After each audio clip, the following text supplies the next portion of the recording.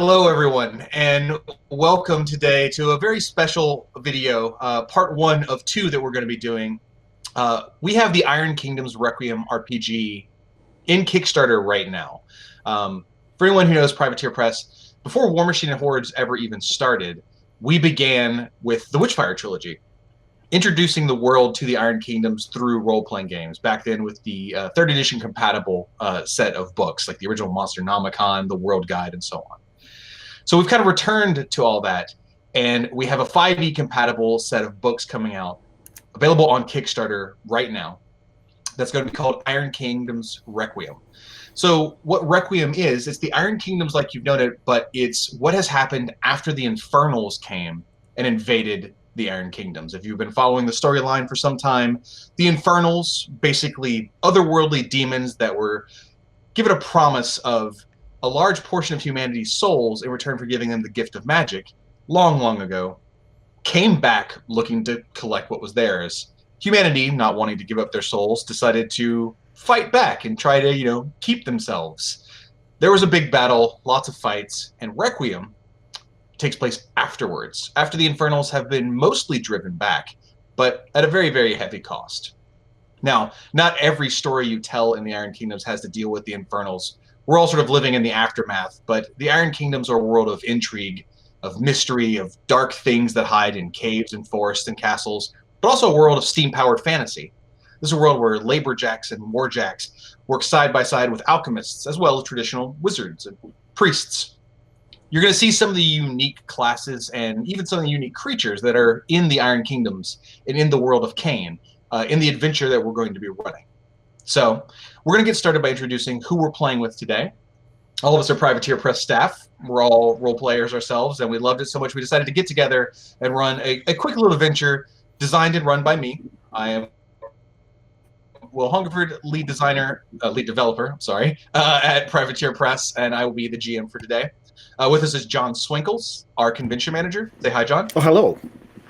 We have Faye Reppas, our development assistant. Say hi, Faye. Hey. Loren Lauer, our community manager. Hello. And the man behind all the videos you see, including this one you'll be watching, Tony Konichek, our video producer. Good morning. So after you check out these videos, if what you thought was fun or you just want to know more, we should currently be live on Kickstarter right now as you're watching this video. The Kickstarter ends on February 11th, 2021, if you're watching this later on in the future. But go check it out. And if it is later in the future, that means the books are out, and you should go check them out. You can find more on privateerpress.com. So there's a lot in the world of the Iron Kingdoms. There's a lot of backstory, a lot of history. But today, I'm going to introduce you to the characters, what they're doing, and we're just going to jump right into it. So before we do everyone's character intros and sort of let everyone know who you're playing today, let me let everyone know in general who you are. Today's players are a group of mercenaries who've just completed a relatively simple job. The war with the Infernals brought together a lot of strange bedfellows. Enemies from different nations that may have once hated each other found themselves in a sudden desperate alliance to try and survive the Infernal invasion. After the Infernals were driven back, a lot of these individuals went back to their home nations and went back to the old jobs they had, whether they were civilian, professional, or military. But a lot of individuals decided they had made new allies, new friends, people they thought they would never team up with, as we'll see in the case of the party today. Many of them became mercenaries, or just simply adventurers or explorers. Today's group is a group of mercenaries, brought together by the Infernal War,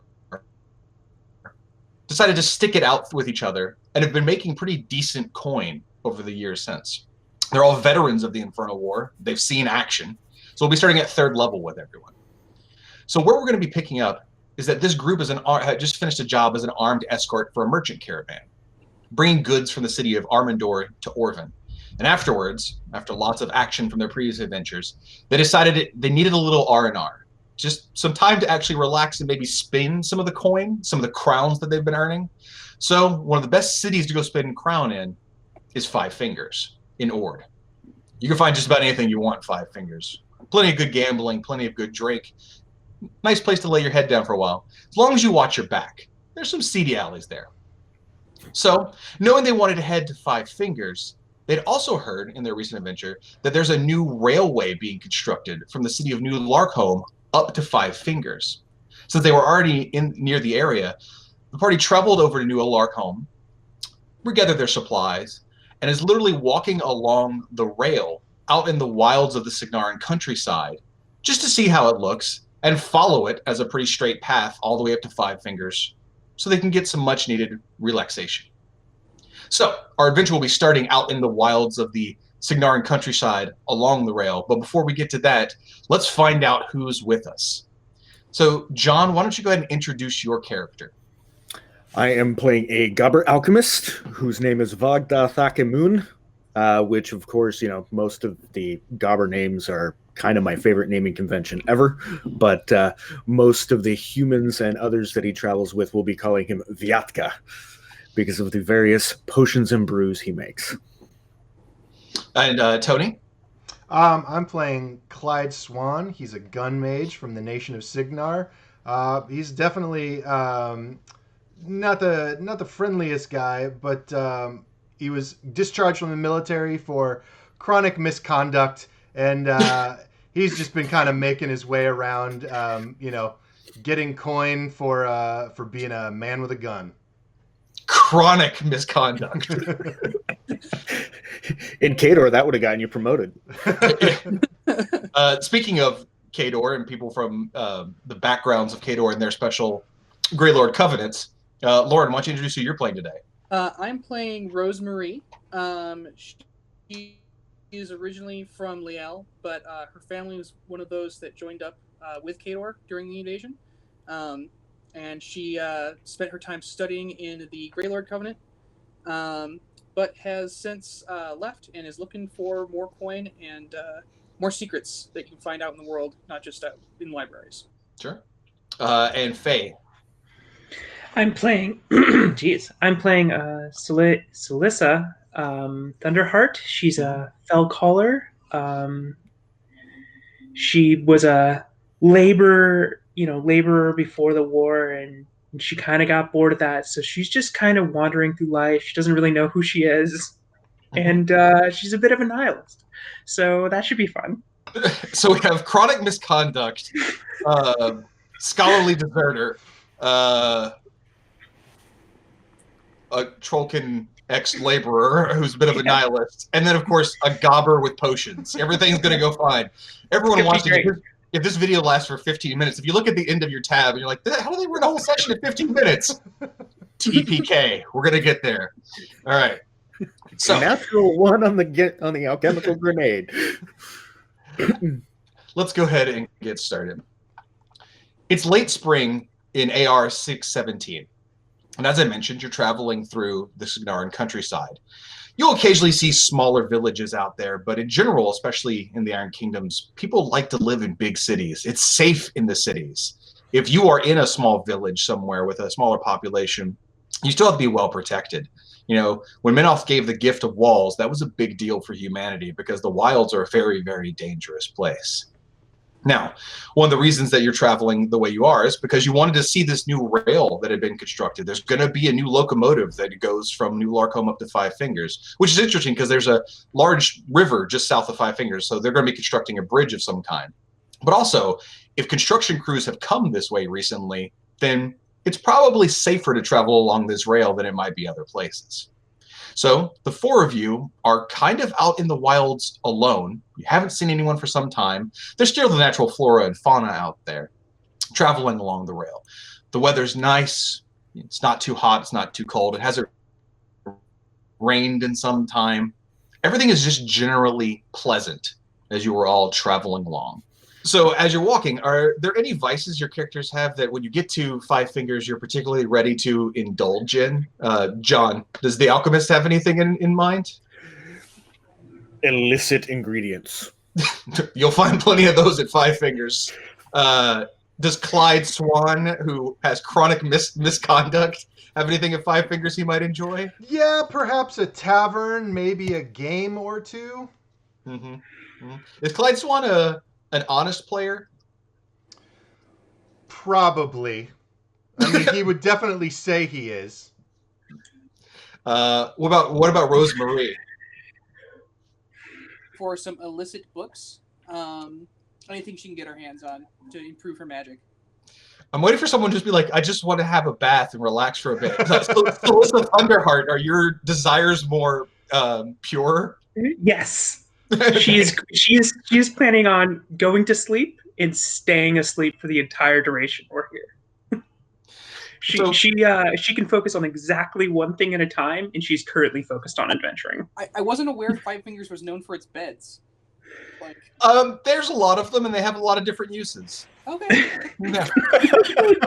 How diplomatic. Mm-hmm. So you're all walking along the rail, just kind of talking about how you would like to spend your crown once you get there. Things are relatively peaceful. Who here has a passive perception of 9 or higher?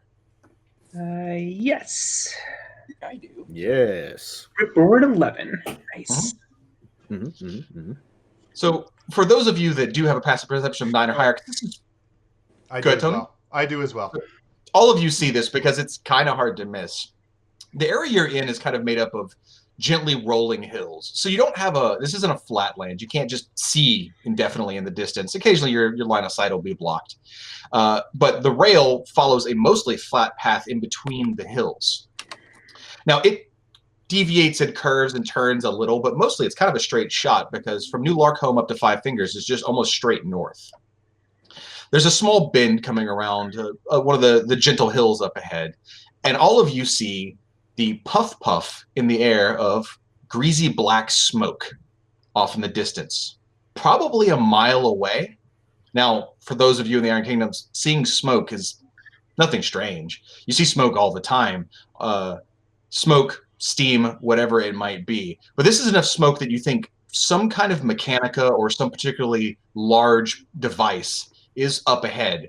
And the smoke is moving in the same direction, the rail that you are, just on the opposite side of this hill. Strange like to see it's getting something closer? like that this far out. Yes, and to answer your question, John, yes, it does seem like it's getting closer, just not quickly. So maybe not a train, which probably isn't running yet because it's not done being built. Correct. You imagine it's not a train, and they're still building the railway, so you doubt there's a locomotive on the tracks. Steam jack? It could be a steam jack. Okay. It could be a labor jack. Yeah, they are Do we building them. want to Makes sense. skitter up that hill over there and find a place to hide and see what it is? Do a little recon. Yeah, recon. Okay. So paranoia grips the party utterly, and you leave the rail into the hills to go hide. We don't want to die. We just want to bath. Something's coming. Scatter. So if you all want to go hide in the hills, sounds great to me. You leave the sort of the flat area where the rail has already been built and carries on, and go find some small bushes and grass to hide behind, some rocky outcroppings. So everyone, give me a stealth roll and let me know how well you are hiding. Probably not well. Ooh, yeah, not well. Everyone said scatter, and Sollisa just kind of stood in front of a bush. That's fantastic, and I love it. I got an 11. Let's see, I my wrote the wrong stealth thing, but is same result. the middle +5. Everybody's getting their rolls in, so you all hastily scatter away from the rail and go find something you can jump in front of. But as Faye mentioned, when you look over at Sollisa's standing in front of a bush with the rail, the hill, Sollisa, and then the bush on the other side. Sollisa, down behind the other side of the bush. I'm just not sure that I'm that Just get down. stealthy person. I don't know. It just... Pretend I just threw a grenade. Get down. All right, she ducks. Right. So Sollisa literally just ducks in place. As you see, rounding the hill along the rail, you see an old, beat-up, heavy labor jack is coming around the corner. So as you look down, this probably was built somewhere in Signar, maybe Ord. It's hard to tell. This thing has seen a lot of service. Its original colors, any sort of paint it had done on its hull, was long since scraped away. It's just belching smoke into the air. There is something strange about it, though, that you all immediately notice. First, it's walking with its palms upturned in front of it, and it's holding something that you're quickly able to see, even at this distance, is a person. And that person is not moving. They look human, as far as you can tell, but you're too far away to really discern any other details. And walking alongside this laborjack, kind of faithfully trotting on its side, is a dog. Looks to be, a German Shepherd-ish looking dog with dark gray fur, has a red scarf on, and it's sort of walking in front of and then behind and in between the legs of the laborjack, and it's constantly looking up at whoever the laborjack is holding in its hands, and occasionally it'll jump up and try to nuzzle them, but you don't see much movement coming out of whoever this jack is holding. As you look, you can... Go ahead. For the very first time that you guys have ever been around Sollisa, she sees the dog, she stands up, she starts to smile. Literally the first time you've ever seen that, and immediately starts walking towards it. Sollisa leaves her expert hiding place and begins walking down. Yeah. There's one thing that breaks her nihilism, and it's dogs. One last thing before you all take your actions is that the laborjack is moving very slowly. You can hear it now, just a deep thunk, thunk, thunk, as it just takes almost painful steps forward. And it gets a little bit closer. You can see that there's open rends in its armor. There's puncture holes through its hull. It's taken battle damage. Does it look recent? That's a little hard to tell. It's not bleeding because Sure. but there is what looks to be bits of fresh oil coming out of a few of the pistons. And then also, does anyone here have any knowledge related to mechanica? No. Okay. Can use basic mechanica tools, but that's it. Okay. You've all been around steamjacks enough. Everyone give me an intelligence roll, and you don't get any proficiency on this because you're not really sure. None of you really fix jacks. I'm good at intelligence. I know things. Yeah, you are very good at intelligence based on that roll. All right. Looking at everyone's rolls, Rosemary's the only one who notices this. The rest of you, it's a little hard to discern because, none of you are mechanics. But, Rosemary, you can kind of tell by the sputter and the color of the smoke and the way this thing is walking, it's running out of coal. Wherever it's going, you just don't think it's going to get there. Okay. So none of us know mechanica very well. I guess none of us know how to communicate with the laborjack then? Probably not, no. Right. And none of us have a literal wagon full of coal. And none of you have a literal wagon That full would be surprising. So let's check with everyone real fast to see what everyone's doing. So Sollisa has already left her hiding spot and is walking towards the jack, which at this point is maybe 3/4 of a mile away down the rail. Vyatka, what would you like to be doing? Well, the jack doesn't look armed beyond unless it wants to beat us with a dead body. So I am also going to go pet that dog. Okay, you're heading the same direction. Clyde Swan, what are you up to? Yeah, I would like to. I will follow everybody down, but kind of investigate the body in the arms just to see what's going on. This a laborjack out here by itself is already odd enough. A lifeless form being held in its hands is doubly curious. All right, Wants to see a dead body and pet a dog. And Rosemary, what would you like to be doing? I actually want to investigate the jack itself to see if there's any identification on it, Okay. The company that maybe is working on the rails or something like that. Absolutely. So all of you walk the distance along the rails. This thing slowly moves closer and closer and closer. As you get closer, the dog sees you in the distance and doesn't start barking at you, which is, strange as strangers begin approaching. It kind of just stays glued to the laborjack's side. You get about 100 feet away from the laborjack, and the laborjack doesn't even seem to notice you. It is just walking along the rail, like a monotonous tread, just dunk, dunk, dunk, while the dog stays nearby. Rosemary, you do notice there is a symbol sort of emblazoned, branded on the hull of the Warjack. Okay. When you look at it, it looks like a jack hand holding a hammer. And it says the words painted on Duval Construction Company underneath, but the paint has been chipped from what looks like blade marks recently. Oh. As you're all looking, you also see in the jack's hands, you have a better look, there's a human male it's holding. He is very badly injured, but you do see him breathing. He's not moving much, but he is still alive. I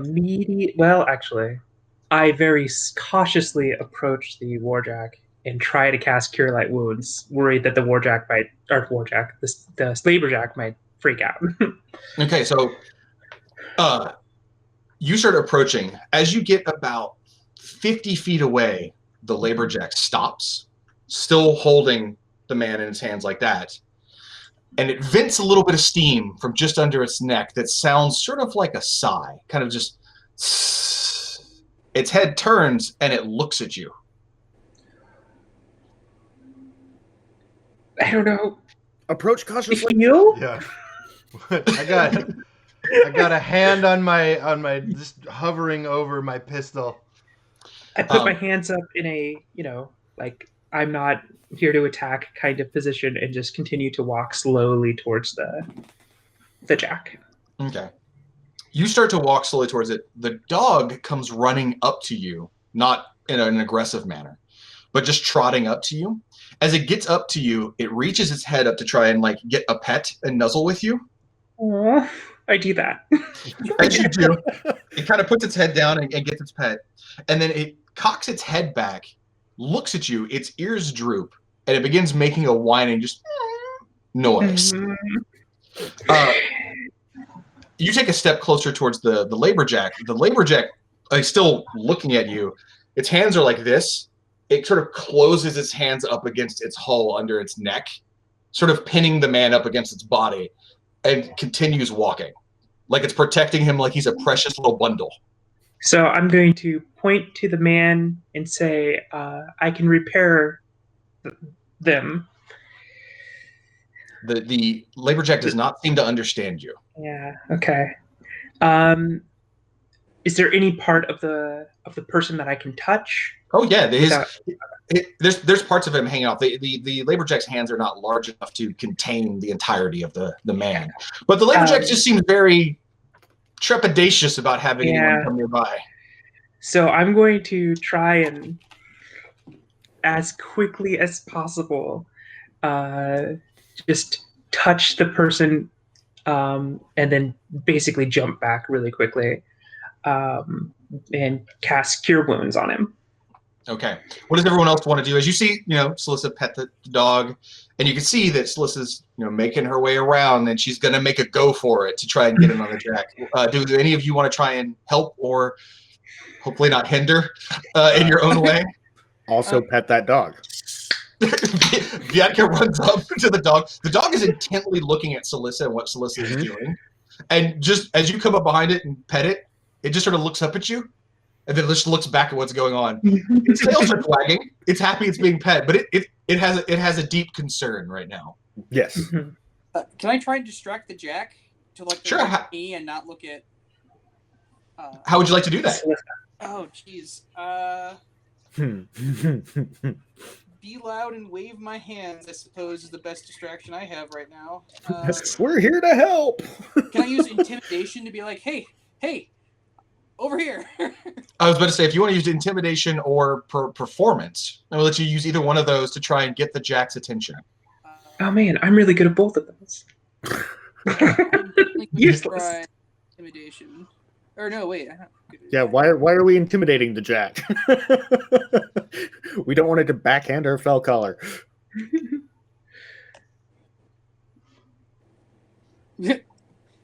Probably not that intimidating. Just very tiny. Girl just be like, hey.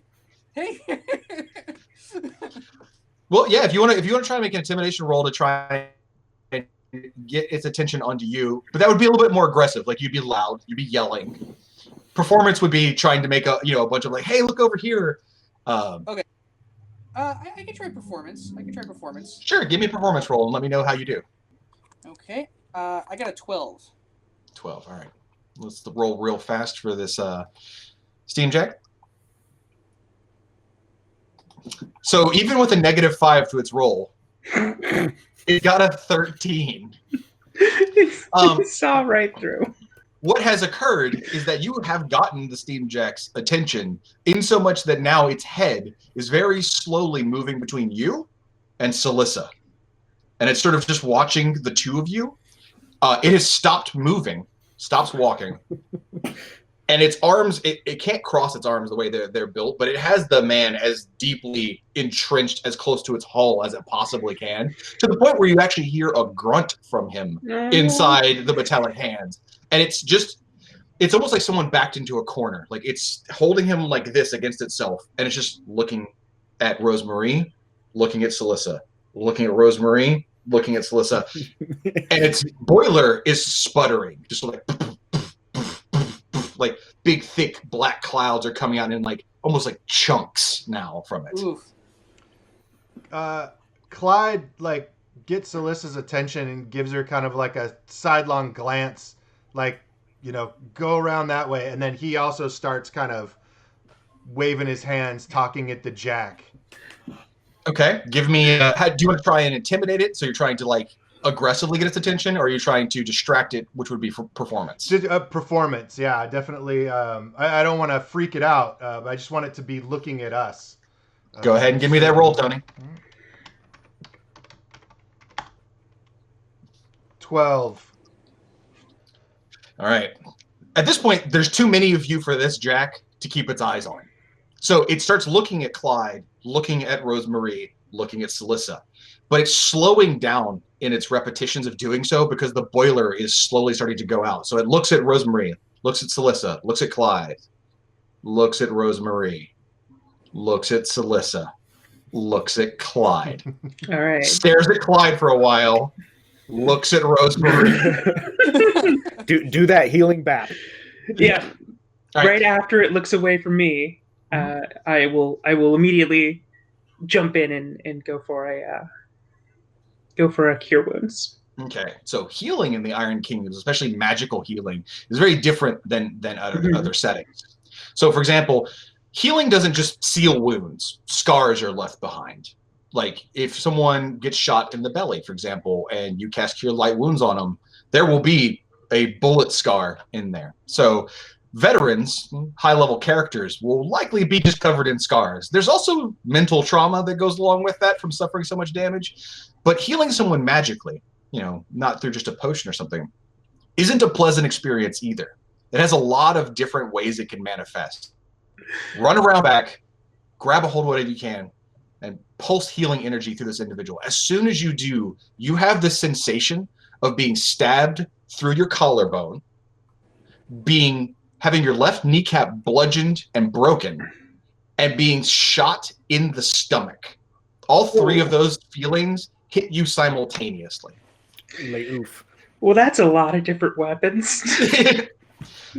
That hits you. There's a grunt of pain from you, followed by a deep cough and a spatter of blood coming out of where the individual that you healed is healed. You hear them coughing, that sort of deep, phlegmy cough that I'm going to save you all and not do myself, as someone is sort of like coming out of something, very, very traumatic, and coughing up little bits of blood. Blood is dripping between the fingers of the Jack. You hear a very gruff voice inside say, "Gertie, let me down." The Jack looks at Clyde, looks at Sollisa, opens its hands, and starts to set them down as the boiler goes poof, poof, poof, and the Jack just runs out of coal and stops moving, sort of stuck like a statue with its hands open like that. In the palm of its hands, laying in his own bloodstains, you see a human male, probably in his late 40s, early 50s. The man looks weathered, like he's seen a lot of work, but not necessarily a lot of battle. more like, someone who's done a lot of labor in their life. Deep lines drawn in their face. Mostly still dark hair despite his age, though he has white streaks along the side. He's wearing a blood-spattered uniform. It looks like a foreman's uniform or some kind of laborer. And above the left breast, you see the same symbol that's on the jack hand holding a hammer that says Duval Construction Company on it. The man is just laying in the still frozen upturned palms of the laborjack, sort of staring at the sky as he painfully sits up, the kind of grunt from someone who hasn't done a sit-up in a long time. Just sort of, ugh, puts one hand on some of the fingers of the laborjack's hands and picks himself up. The dog runs over excitedly and is just sort of like doing little circles around him. He looks up, and then he looks and sees all of you standing there.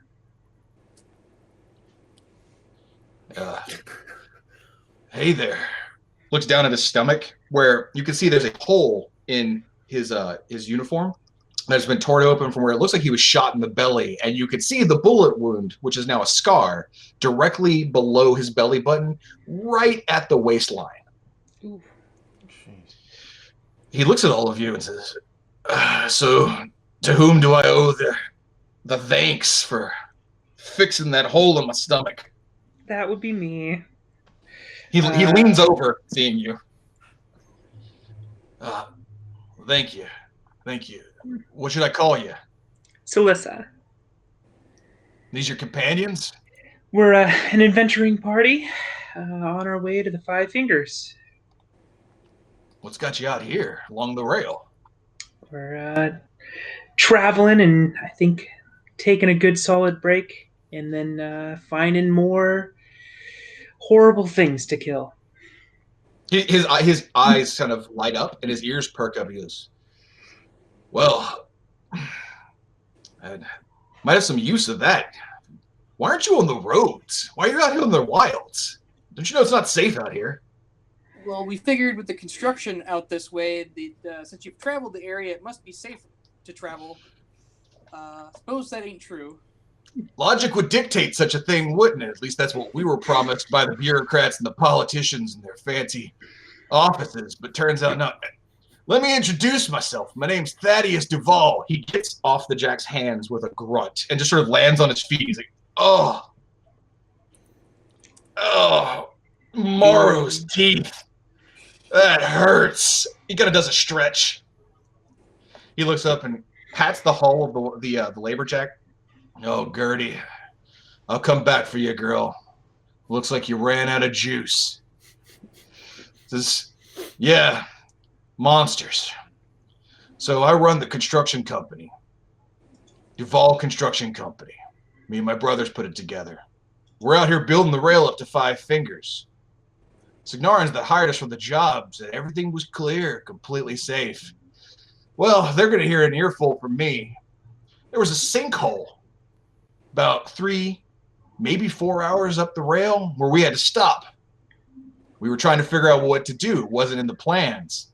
We're going to travel all the way back, so we either were going to build a bridge over it or divert the rail around it as long as we could keep going. That's when the Pharaoh came.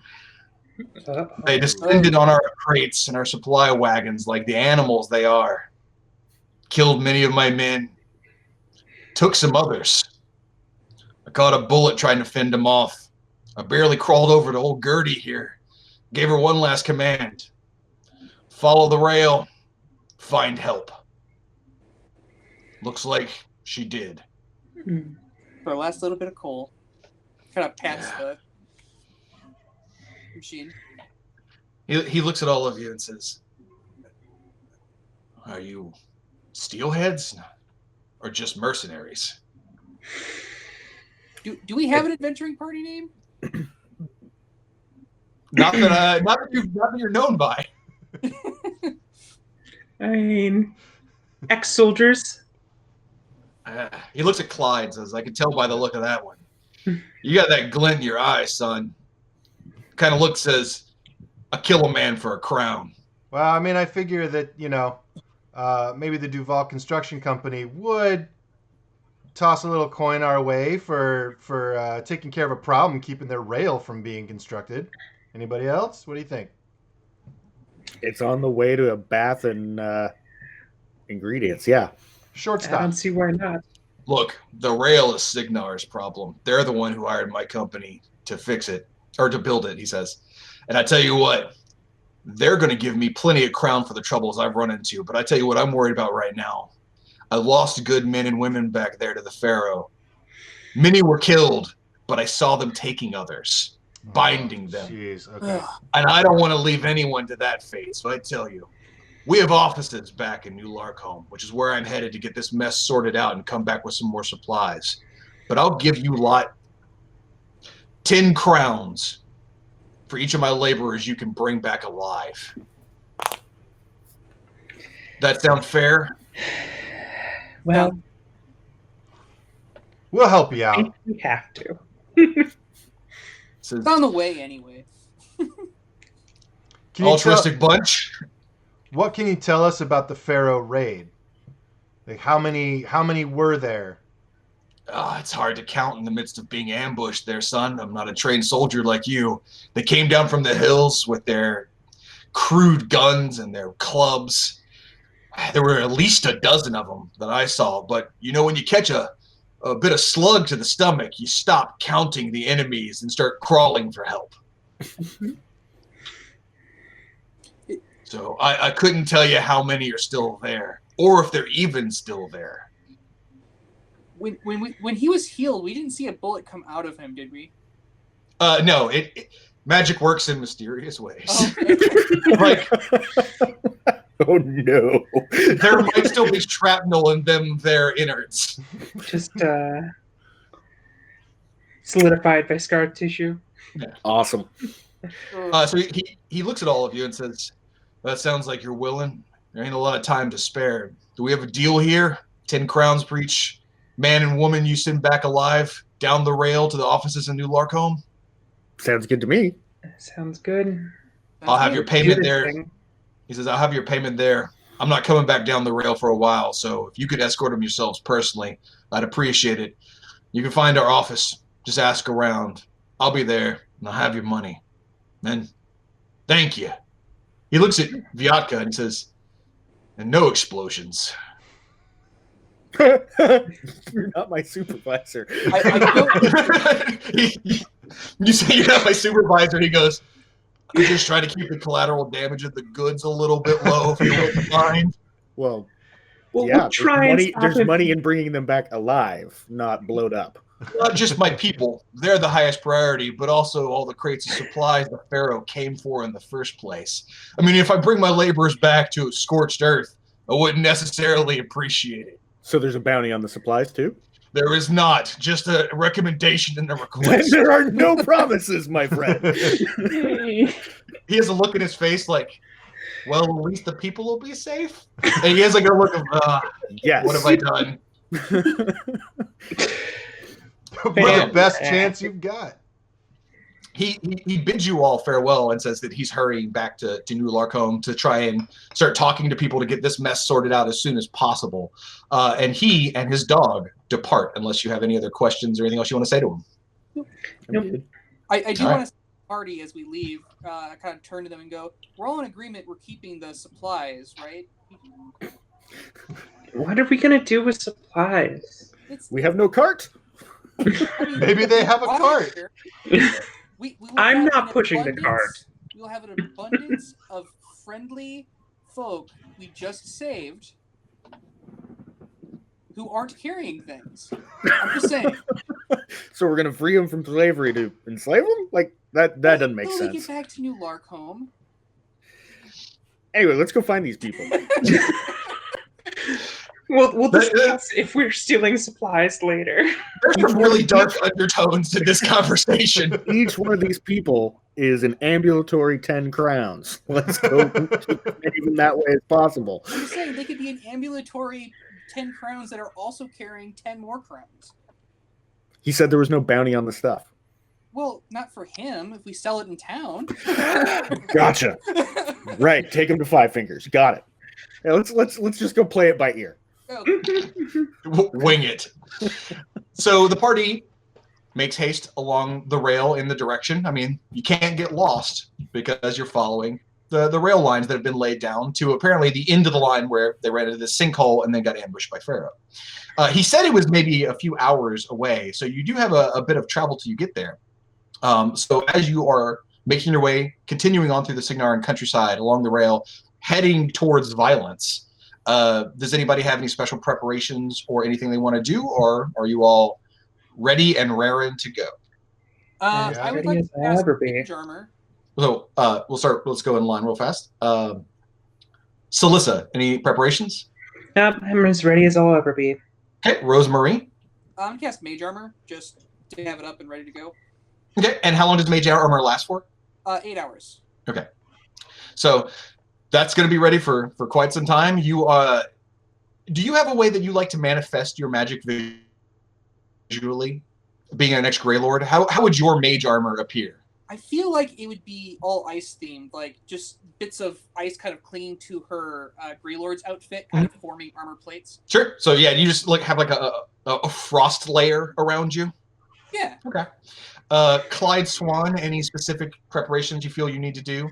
Just making sure I'm locked and loaded and everything's at the ready. Okay. So you have both your Mage Lock pistol and you have a scatter gun. I got a scatter gun too. Yeah. Yeah. So you load that big boy. And Vyatka, any preparations?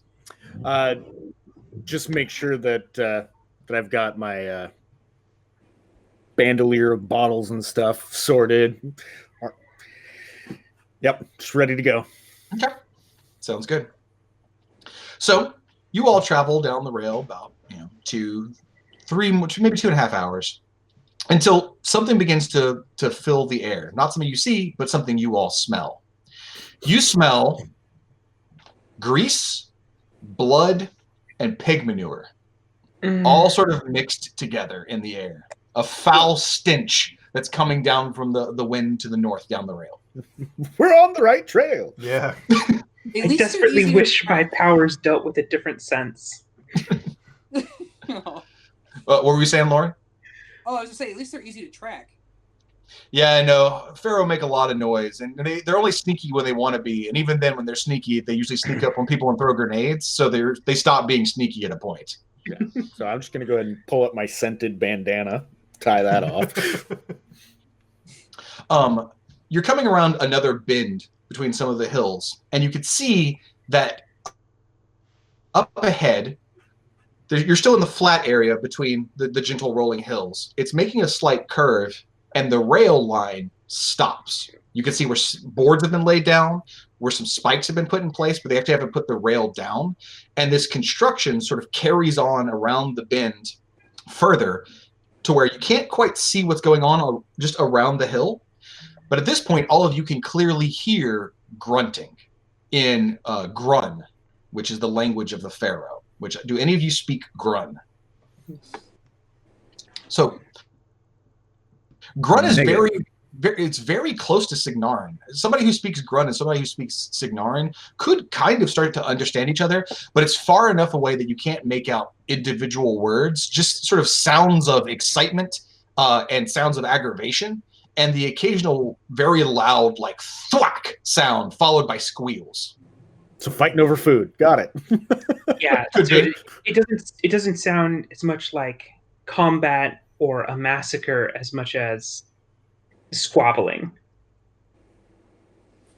Sounds like it, but you don't have a visual yet. You're basically, your two options are to go up one of the hills to have sort of an aerial view, but the hills are not very, very tall. So we're talking maybe 30, 40 feet here, or to come around the bend where the rail line on the flat area had been going. Well, the top of that hill is definitely a good spot for Clyde. So he suggests. Yeah, we should make our way up that way. He's going to go up to the top of the hill, sneak up there, take a look, see what's going on. Okay, so Clyde's going to go sneak up there. Does anyone else want to go with Clyde? Same thing. Yeah, I think I'm going to stay, 40 feet or so back so that I don't screw up their stuff. And Rosemary, how about you? I'm probably going to stay with our Trollkin friend just to make sure we're in Paris. Okay, sounds good.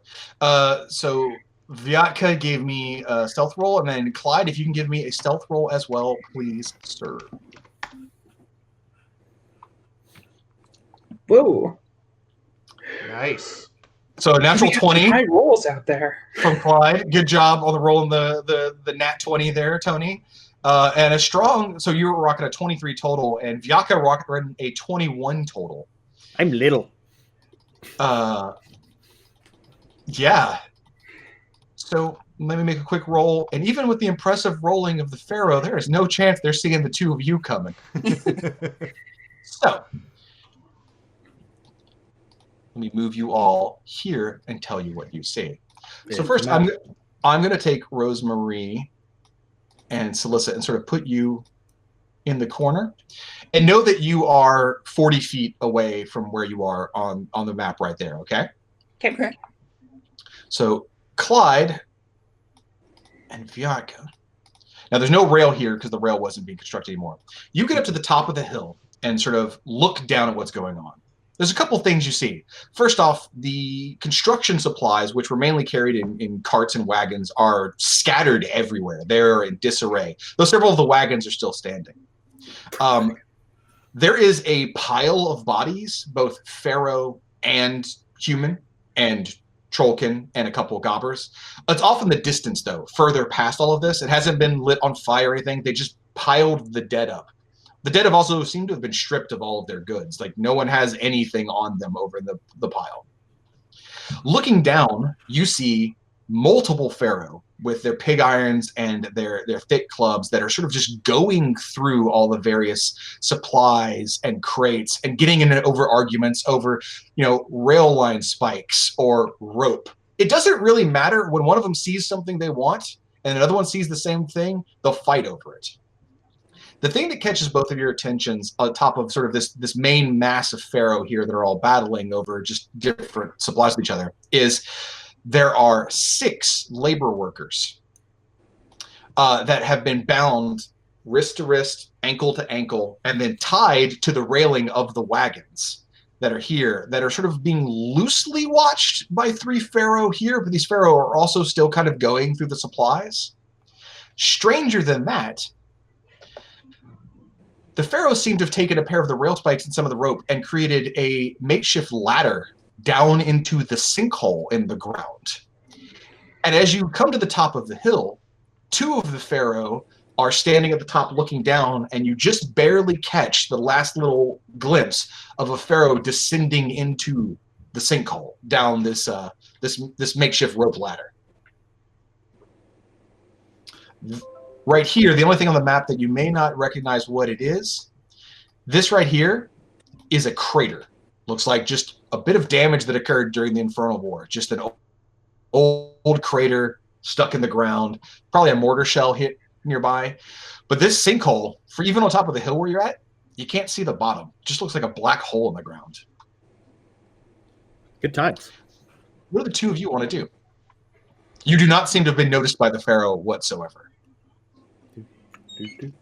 Oh, well, I mean, staying up here to try and take some of them out from the hill, snipe them from above, might be able to create some confusion while the others can go in and fight the Pharaoh or try and rescue construction workers and pull them out. What does Vyatka think of that what plan? do you think? I like that idea, and I start preparing with my fast brew. I start preparing a simple smoke bomb to drop cover where we're sitting. Okay, so fast brew is an option available to alchemists that allows them. They have a list of alchemical formulas that they know that if they spend more time on materials, they can make sort of permanent potions. But fast brew lets you quickly create a series of one-shot vials that only last for so long, and so you're gonna make yourself a smoke bomb as a bonus action. Yeah, the simple smoke flask. Seems good. So you drop to the ground, take a flask out, reach in your pouch, grab a few materials, drop them in there, pour some liquid in, and start swishing a vial. This always makes you a little nervous when he does this, Clyde, because you always hope he's paying attention to what he's putting in there, and what he's swishing around isn't about to just explode randomly. I'm pretending I Rosemary don't notice. And Sollisa, Rosemary and Sollisa, you're 40 feet back looking up the hill where you see, Clyde drops down a little bit and is keeping an eye. He says something to Vyatka. Vyatka drops down to one knee, and something that you know what this means. He takes a vial out and he's swishing it around in his hand, which is always trouble somehow. I'll get ready that as soon as something loud happens, I'm gonna start running towards them. And it's tradition for luck. As I'm mixing it, the alcohol base I'm using, I always take a sip of the alcohol. Of course. Isn't that like? It's literally just 200 grain. proof alcohol? Yeah, It's just grain alcohol. Yeah. There's nothing to it. Just one for me, one for the potion. From where I'm at, can I see like the downturn of the hill at all? You were looking up at the crest of the hill where Clyde and Vyatka are just behind. Like they're kind of laying like this, and then the hill goes up and then down. Okay. Yeah, I think I'm just preparing myself too, just ready to toss a spell if I see a pig come up over the hill. So. Okay. Yeah, The idea is to wait on Clyde to make the first action, and then I'll drop the smoke bomb. Before I do, I just kind of signal back like a 5-5-1. So, Clyde, you've seen a lot of battle before. I want you to give me a wisdom roll. Okay. Specifically gunfights.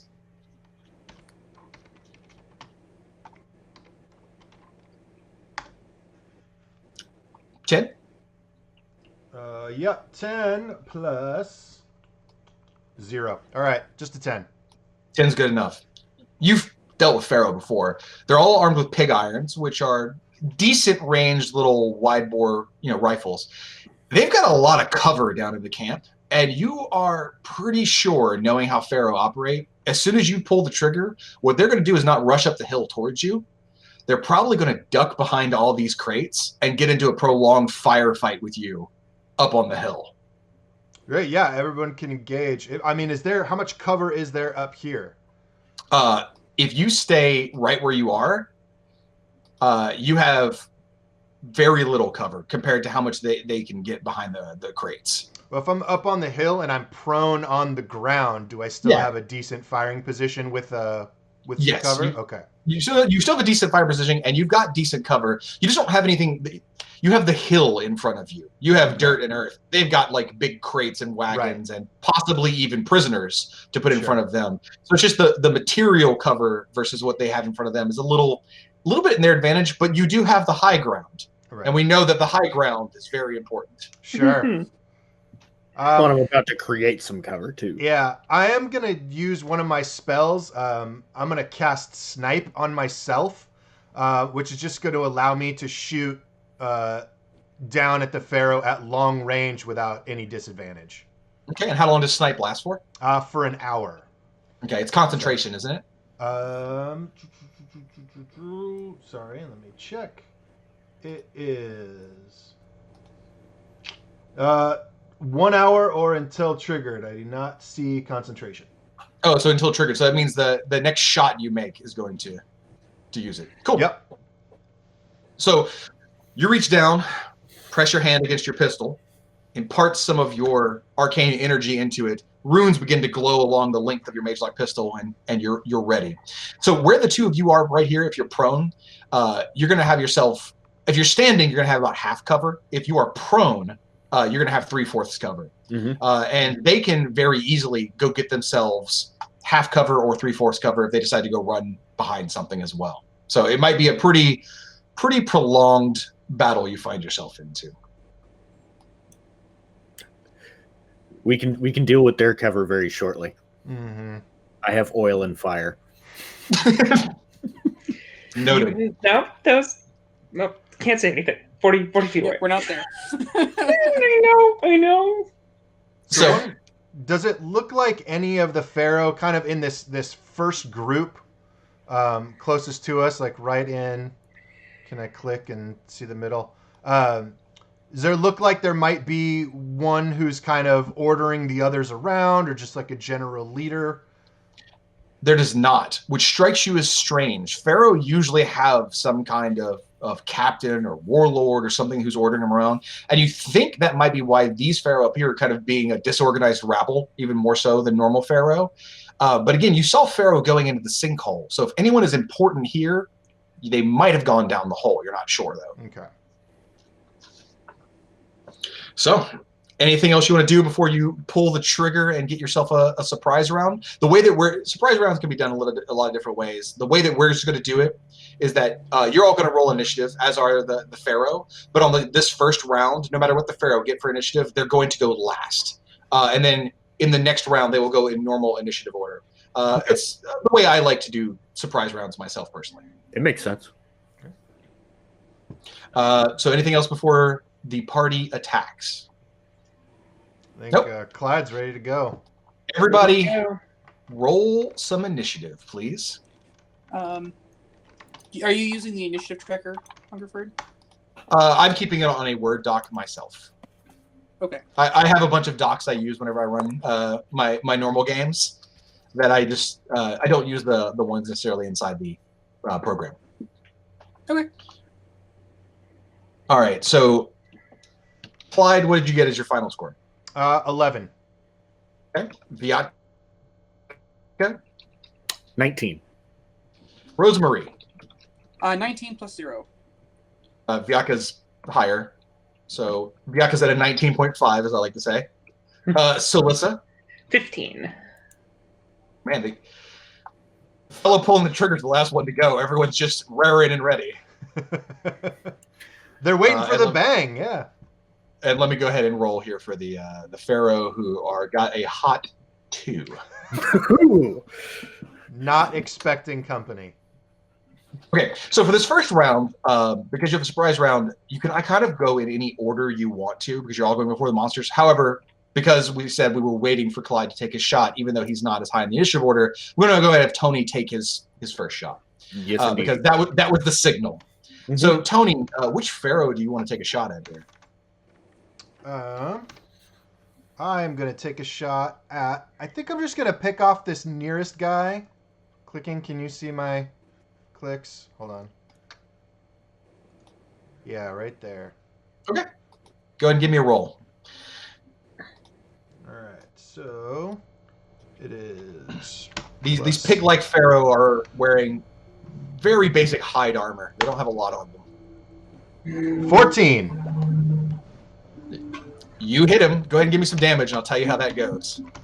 10 plus 3. 12. All right. Chunky. Yeah. Guns hurt. Nice big roll. Yeah. I rolled pretty high. You include your +2 damage from your fighting tradition under gun mage. Yes, so Clyde, being a gun mage, is well trained in pistol dueling. So anytime he's using just a single pistol and no other weapons, he gets a slight damage bonus. So that would actually bring his damage from 12 to 14. So, the opening shot, Clyde, prone, levels his shot, aims, one shot, one kill. The bullet goes clean between the pharaoh's eyes, and it falls in a heap before the rest of the pharaoh even realize what happened. Let's go ahead and now go to our initiative order and say, Vyatka, what would you like to do? Let's see here, just double checking a thing. So we are going to take our simple smoke, 5-foot sphere centered on the point you choose, and I'm basically just gonna give Clyde and I a little bit of obfuscation. Okay, let me pull some smoke out here. And then what I'm going to do, you said it's just a 5-foot sphere? Yeah, I'm just going to hit it basically right over here, so Clyde's got the majority of the... So I've given you control of this little smoke token here. And you can move that wherever you like.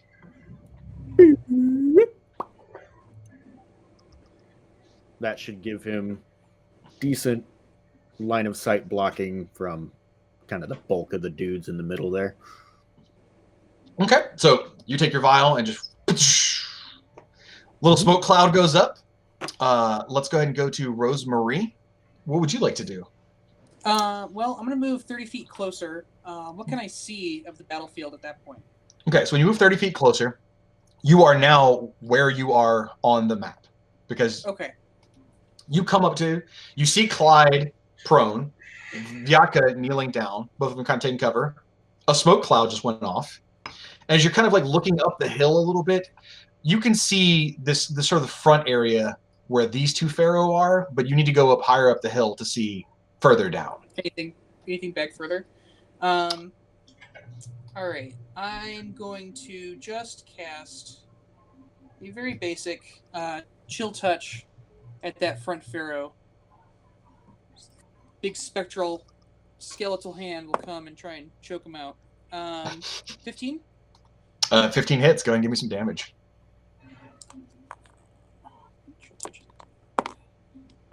It's just 2, but he can't do any healing this round. Okay. Every time Rosemarie begins to make runes appear in front of her, because in the Iron Kingdoms, runic magic does exist, and you will see the actual runes and could read what the spell is. Whenever runes begin to circle her wrist or appear in her hands, all of you usually are a little bit worried because terrible things happen, such as frozen spectral hands come out of the ground and begin choking a pig man to death. And so, after the very normal I shoot one and the very normal I create cloud cover, Frost Death Hand appears and is just around one of the Pharaoh's throat, who is shocked as to what's going on, and is just like, Sollisa, your surprise round? So I'll do my first move to get onto the board. Yeah, so that puts you right where you are. And then I'm going to see that smoke cloud, realize that it's probably my best chance at cover. Mm-hmm. So if I understand the smoke cloud, it's 5 feet and then 5 feet around it as well, because it's a 5-foot circle. Nope, it's just 5-foot sphere. Oh, well, then I'm just going to stand in it. Yeah, it's 5-foot diameter, not radius, right, John? That is my understanding, yes. Okay. So you go run in the smoke cloud, giving yourself... so you, being a trollkin, can stand on top of the hill and still have some cover. Yes, correct. The Pharaoh go. The Pharaoh are obviously freaked out by whatever is happening. This one in particular, right here, who is being choked by a spectral hand. They pull out their pig irons, and they see the smoke cloud up on the hill. It's kind of hard to miss. They also see, it's almost like theatrics. They haven't necessarily spotted Clyde, and Vyatka's very small. But all they know is that one of them's dead, and the other one is being choked by a frosty skeleton hand. Smoke appeared, and then a giant trollkin silhouette just walked into it. Sort of being like, da-da-da-da, here I am. If only someone had made like prestidigitation to have a light drop. The light's coming from the background. And some entrance music. I would. It'd be like a rock concert. Be all backlit. But Sollisa has 100% taken all of their attention. So what they're going to do, there's a little bit of movement just to get themselves into slightly better positions around things as they immediately go to their instincts. Flammable things. And get behind some form of cover. At that point, they're all then going to shoot at the one thing that has drawn their attention. The trollkin standing in the cloud. The heavily obscured cloud. Now, you have +5 to your AC because you have 3/4 cover from this smoke cloud. So what is your AC with that right now? 17. Okay. The range of a pig iron is 30-90. So let's see who has the exact range to even get there. Oh, thank you for doing that for me. So that one can't. That one can. And that back one can. So one of them can't shoot you. The two, up by the sinkhole, don't seem to want a part of this and don't have any cover nearby. They both get onto the rope ladder and begin to slowly descend it as they are trying to go down in the sinkhole at the appearance of danger. I don't like that.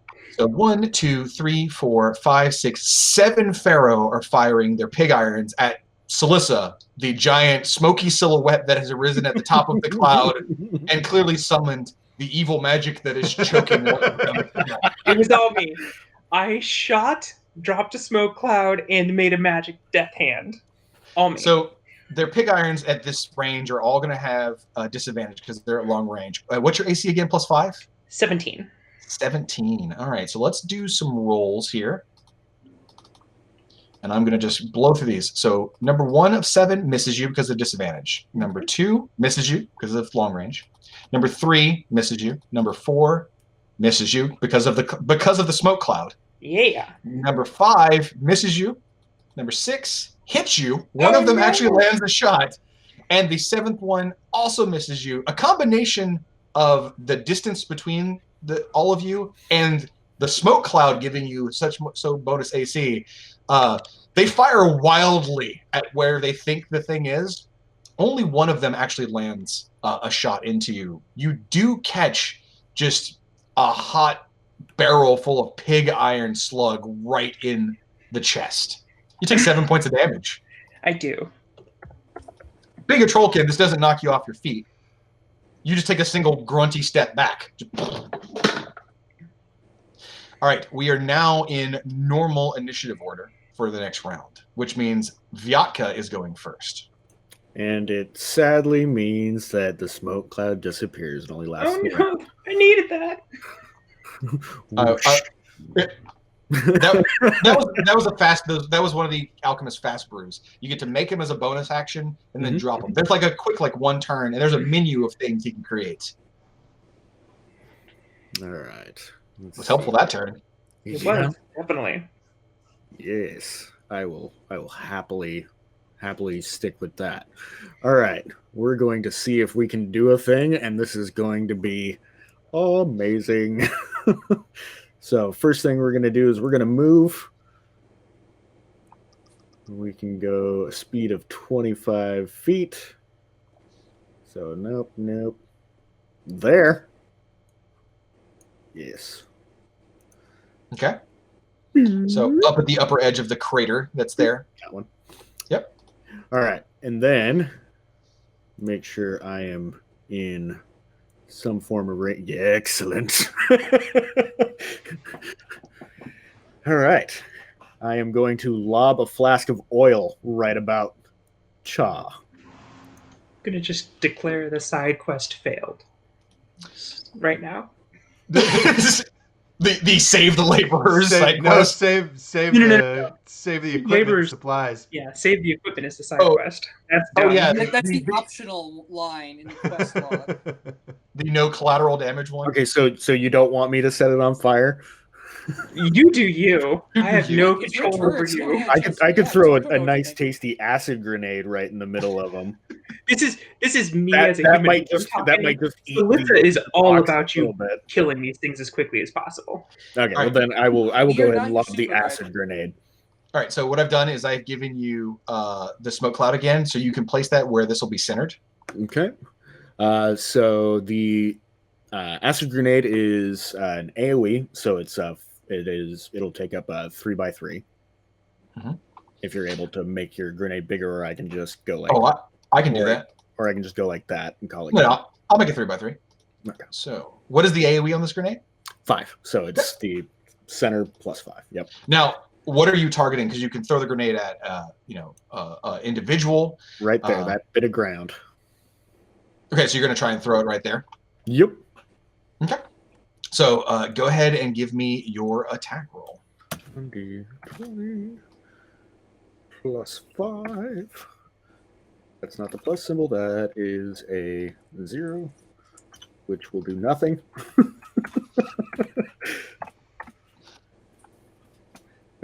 17. 17. All right. Do you have the grenade rule in front of you? Because this is the one I definitely want for everybody watching at home to read out so they know how. So go ahead and read grenade out to everybody. Let me. Well, I can pull it up if you didn't have it directly in front of you. I believe I have. I got it. So grenade is you have to throw this weapon to make a ranged attack with it. Add your dexterity modifier to the attack roll, but you don't add it to the damage roll. That's what grenade does. Then AoE works as the following.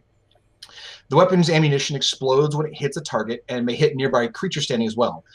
Each other creature within a number of feet equal to the AoE range, which is, different ones. In this case, it was 5, has to make a dexterity saving throw with a DC of 13 or 10 plus the attacker's proficiency bonus, whichever is higher. Now, your proficiency bonus is 2, right? Let's see here. You actually wrote it down for me. So yeah, the alchemy DC is 13. So it's the same. Yep. On a failed save, the creature takes half of the damage taken by the target. So when you throw a grenade, if you throw it at an individual, they will take full damage. If you throw it at a place, it's an AoE and it's a dex save. If they pass the dex save, they take no damage. If they fail, they take half of whatever the damage you rolled was. So you're going to hit multiple people for potentially half damage or no damage throwing it here. Or you could throw it at a pharaoh and try to hit them for full damage on that pharaoh and then additional damage on anyone that you might catch near them. Does that change where you want to throw it? I see. So if I do that, he'll take the full and the other guy will take potentially half. Correct. I dig it. We'll do that. Okay, so you rolled a 17 to hit, which means you do hit that pharaoh square in the face. Go ahead and roll damage for me. All right. 2d10. Slam. 4. Wow, you rolled 4 on 2d10. Yes, a 3 and a 1. It's like a hot vinegar grenade. Hot garbage. Let me make the dex save real fast for the fellow behind him, who he passes and takes nothing. Of course. So, and of course, I'm cackling like a mad goblin. Yes. You're laughing. You throw the grenade down. It hits the pharaoh. And unfortunately, this is one of the bruise that when you made it, you must have put something wrong in it. Maybe a little bit of dirt got in there. You're not sure what went wrong. Not enough alcohol went into the grenade. You may have taken too many shots before you made this grenade. Regardless, the grenade hits, lands, and it's less an explosion of an acid bomb and more like a water balloon. It kind of just goes bloosh. And a little bit of acid ends on the pharaoh's legs. It is burning through his shins, though, and he does not seem to like that. I am going to take my bonus action to try to kind of re-hide and regain some cover. Go for it. Shabla, 14. So let's move on to Rosemarie. Can I have a 20-foot radius fog? Since you have that cloud. I will absolutely do this for you. You said 20-foot radius or 20-foot diameter? 20-foot radius. Oh my. It's quite large. So that should be 40 feet in diameter? Mm-hmm, mm-hmm. Yeah. Where would you like this to show up? Can you kind of put the group of 4 that's in the center there, can you put them on the right edge of it? And then that space that kind of goes up to the people we need to save, kind of have the fog cloud cover that area? Do you want the people, the laborers in the fog cloud? Oh, no. Can you move it down, 1 square down, 1 square left? 1 down, 1 left? Yeah, kind of like that. Sure. And then I'm going to move 30 feet closer. Okay. What did you just cast? Oh, I cast fog cloud. I'm sorry. Okay. That creates a 20-foot radius sphere of fog centered on the point of my choosing. Mm-hmm. And everything is heavily obscured, so they can't see us, we can't see them, but that'll give us some cover to get to the prisoners. Okay, sounds good. Also, limited amount of guns shooting our troll. Yes. So this time, instead of choking people with skeletal hands, the mood in Rosemarie switches sometimes really fast from it's time to kill to it's time to protect. It's hard to tell. Yes. Sometimes she's Rose, sometimes she's Marie. I don't know which one's the nice one and which one's the murdery one. You'll have to find. Sometimes there's thorns. Sometimes there's. Oh yeah, I like that. There you go. Yeah. So it's like really cold, icy fog from deep in the winter. Deep in the mountains of Kador. Suddenly rises up from the ground. Now, where do you want to move up to? Just 30 feet diagonal towards that crater. Is that crater cover? If you get down in the crater, it would be cover. Yes. Okay. Towards the crater, if at all possible. There you go. So you come up over the hill, down the hill, and then get down into the crater, getting yourself some solid cover. It gives you about half cover if you're standing, 3/4 cover if you decide to go prone while you're inside. No, inside I'm the crater. Stand in it. Okay. Next, I believe. Let me double check my initiative score here. Was Sollisa.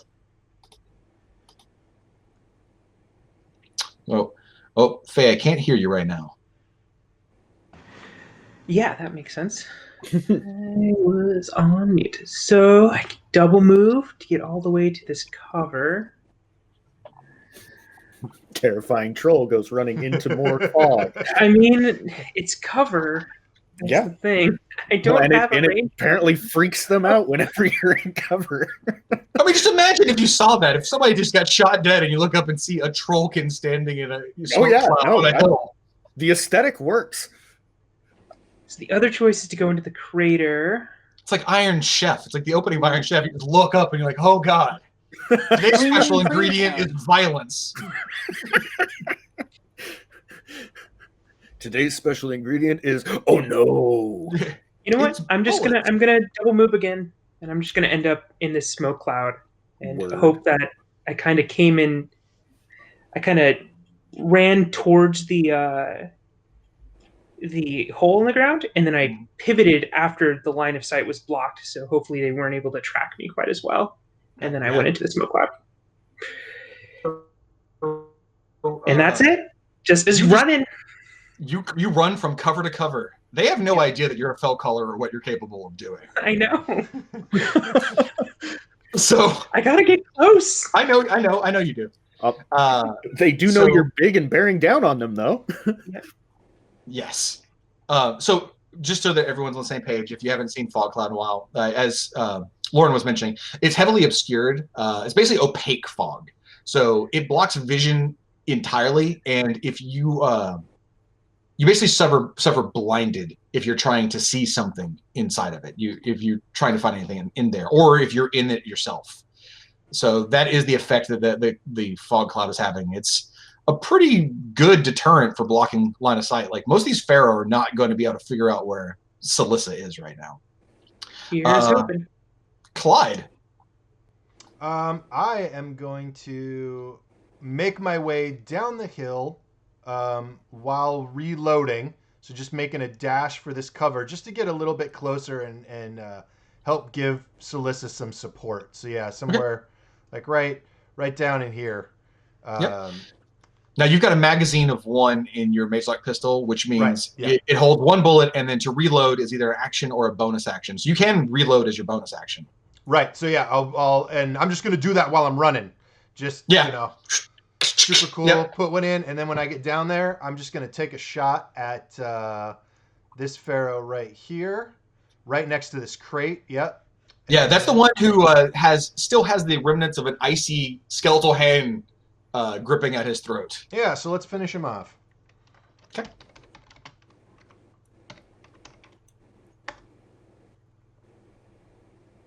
And that should be 14. Now, what is your range on your Mage-Lock pistols, Tony? It is. It has a range of 40, 120, but because I'm on snipe, I suffer disadvantage for rolling at long range. So I can basically shoot with impunity up to 120. Well, doesn't snipe go away after you trigger it?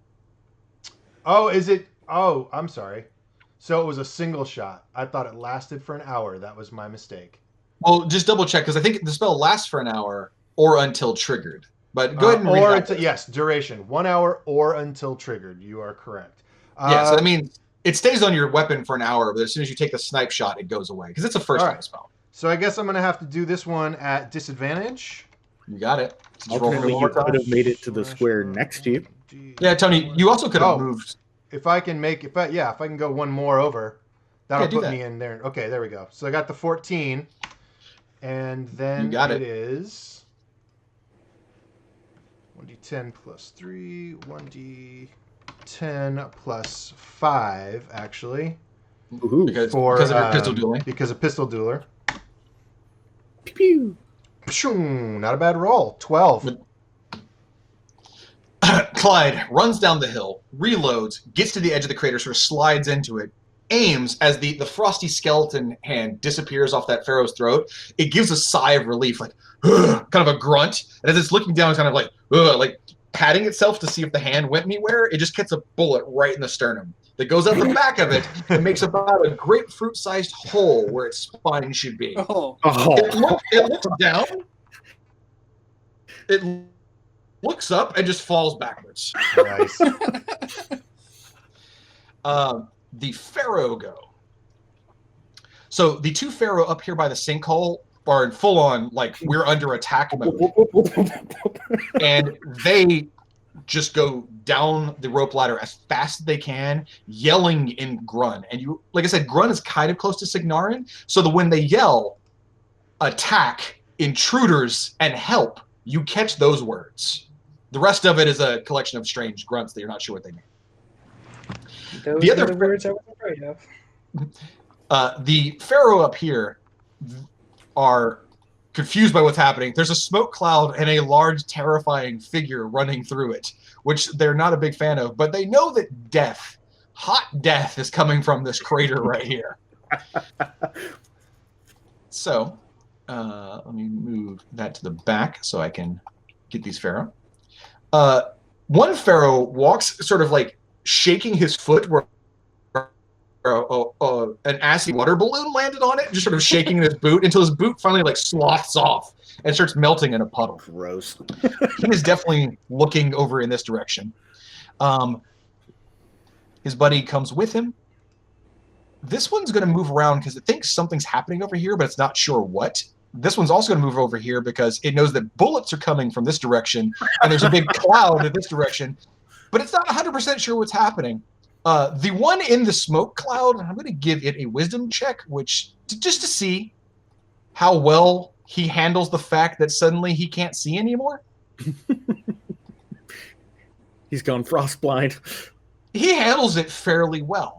He is going to try and use his club almost like a walking stick. He's going to try and walk in a random direction just to figure out where he is and what's going on. So I make that the 1. He's going to go 4 and bump right into the crate. So yeah, he bunks into that. He's going to continue going on. 1, 2, 3, 4. You all see this at the last second. This Pharaoh in the smoke cloud bumps into the crate, and he's just trying to get out. So he like wanders, and then gets to the edge of the sinkhole as he comes out that direction, not knowing where he was. No. He walks up to the edge, and he's doing the windmill thing, where he's like, and he's like teetering on the edge. That Pharaoh there is also going to take up a firing position with its friends. So these 4 down here seem like they're going to be putting up a stand. This one is teetering on the edge, and these 2 y'all can't even see. But the 4 that can see are going to shoot at who they possibly can. There are 3 of you there they can possibly shoot at, so we're just going to randomize it. And they're all going to shoot. They did have a stealth check that they'll have to beat. Do you have an ability that lets you hide as a bonus action like rogues can? Yes. Like after moving, you can attempt to perform the hide action to become hidden from any creature you have concealment against. So if I have any cover, yeah, which the crater would give you. Which ability is that? Beneath notice. And that's a Gobber specific ability, right? Yeah. Okay. So first, let me see if the Pharaoh even know that you're there. And the stealth check was a 14. Yeah. The Gobbers have the Pharaoh have no idea you're there. You're just a tiny little thing. So the only 2 things they see is Clyde at the edge, bringing hot death with his Magelock pistols. They know what Magelock pistols are and recognize the threat of those. And a Greylord covered in frost. Both of these are bad things. So I'm just going to randomize the shots. So 1 through 3 will be Rosemarie, 4 through 6 will be Clyde, and we're going to roll 4 times. So we're going to shoot at Clyde, and Rosemarie once. Fair enough. All right, Tony. Right now, where you are, you have 3/4 cover. So you have because you're prone in the crater, so you have +5 to your AC. What is your AC +5? AC +5 is 19. 19. They are still all at long range for them. They have to get a little bit closer. So, but they want to keep some level of cover to themselves, so they don't want to get too close to the crater full of death. So the first one misses you. The second one misses you because of the crater. Oh, and the third one, apparently, if I just rolled nothing but 18s and 19s, I could hit you. Oh, so what happens? Outshoot me? Come on. You watched as 2 pig irons unload their just giant spread burst. You don't even know what's in them. It's like a collection of just strange metals and bullets they put in there, and they fire out and they hope for the best. Pieces It of turns mail. hot and it kills things. That's all they know. 2 of them hit the edge of the crater, but one of them lands and does 4 points of damage as it catches you just right in the top of the shoulder. Loren, what is your AC +2 because you're standing in the crater? 16. 16. That's with your mage armor as well? Yeah, I think mage armor is +4, right? That sounds It's been right a while. to me. We double check. Oh, it does matter. So it's actually 15. 15. Well, even with disadvantage of their distance, they rolled an 18 and a 21. So the one shot going into Rosemary actually lands, dealing 8 points of damage. I'm actually going to cast shield as a reaction to give myself +5 then. Then it's not going to hit anything. I just like bring up a huge piece of ice to block the bullet. Yeah. So let it just kind of fall to the ground. What you see happen is these 3 Pharaoh here are all just randomly shooting at Clyde. Just bow, bow, bow. And through volume of fire, one of them clips him in the shoulder. But this one back by the wagon looks at Rosemary and does something a little strange. It aims. It actually takes the gun, looks at it, turns it. There's no sight on it. So it's just going to just... And it looks... And you're like, that might be a problem. It shoots, and you were right, it would have been a problem. You throw up a big wall of ice that shatters as soon as the bullet hits it and spreads around you. But this Pharaoh back here, he has ideas, and that's dangerous. You mean business. Yeah. All right, next battle round, starting with Vyatka. Oh, look at these 3 just grouped up all happy. Mm-hmm. Love it. You love to see it. So we're going to get within 20. Oh, Vyatka's going to be brave. Be brave, Vyatka. Gonna be kind of brave, but just a little. Right about meow. Yep. Is that right? That looks right. Yes. All right. And we're going to throw my second acid flask at that one in the middle. Sounds good. Go give me a roll to hit. Yes. So, got a +5. Roll. Roll low. Roll 1d20 +5. 21! So even with the half cover he had from just kind of getting behind this crate, you absolutely nail him. So go ahead and give me damage, and then I'll roll the saves for the ones nearby. And Vyatka, this time roll better than last time. 4 damage on an acid grenade is no good. How about 17? 17 is much better. Much better. So let me go ahead and do... So that means that the other 2 are also going to end up taking 9 points of damage from the AoE effect of the grenade. Looking at the map, it doesn't look like I have any cover, so I will not be taking a bonus action to hide. This time you run straight up to him.